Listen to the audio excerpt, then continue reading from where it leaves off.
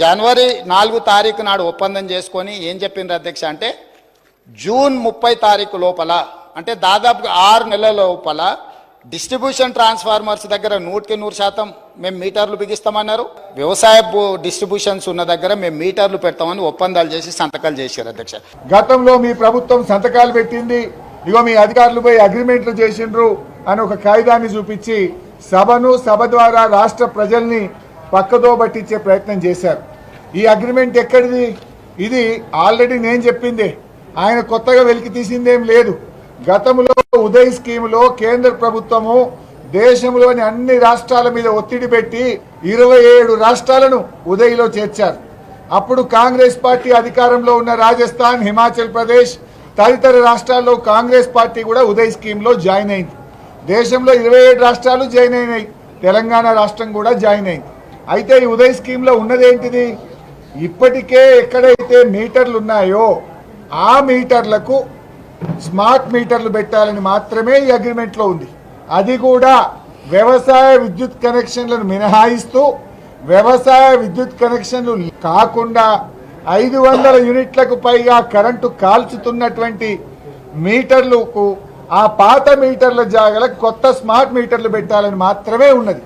కానీ ముఖ్యమంత్రి గారు ఏం సభను పక్కతో పట్టించే ప్రయత్నం చేసినారు.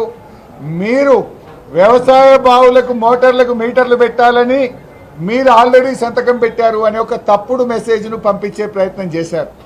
ఇదేమో 2017 సంవత్సరం. ఈ యాక్చువల్గా కేంద్ర ప్రభుత్వం రాష్ట్రాలను అడిగినటువంటిది 9 జూన్ 2021.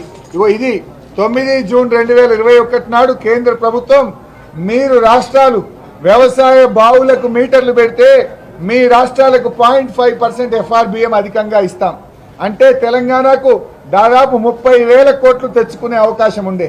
ఈ 30,000 కోట్లు మాకు వద్దు, మా రైతులు మాకు ముఖ్యం, నా గొంతులో ప్రాణం ఉండంగా రైతుల బోరు బావుల కాడ మీటర్లు పెట్టను అని మేము 30,000 కోట్లు 2021 సంవత్సరంలోనే వదులుకున్నాం. అంటే ఇవాళ రేవంత్ రెడ్డి గారు సభలో అంటుండ్రు మీరేదో ఎలక్షన్ల ముందు రైతుల్లో వ్యతిరేకత వస్తుంది అని వదులుకున్నారన్నారు. ఇది వచ్చింది ఎప్పుడు? 9th June 2021. కేంద్ర ప్రభుత్వం కూడా ఏం చెప్పింది? ఇందులో 31 మార్చ్ 2021లోగా మీరు మీ యొక్క ఇష్టాన్ని తెలియజేయండి అంటే మాకు ఇచ్చిందే 2 నెలల టైం. 31 మార్చ్ 2021లోగా మీరు ఇలా చేరరా అని అడిగింది. అడిగితే మేము చేరము అని రాశాం. మేము 2021 ఎలక్షన్లు ఉన్నాయా?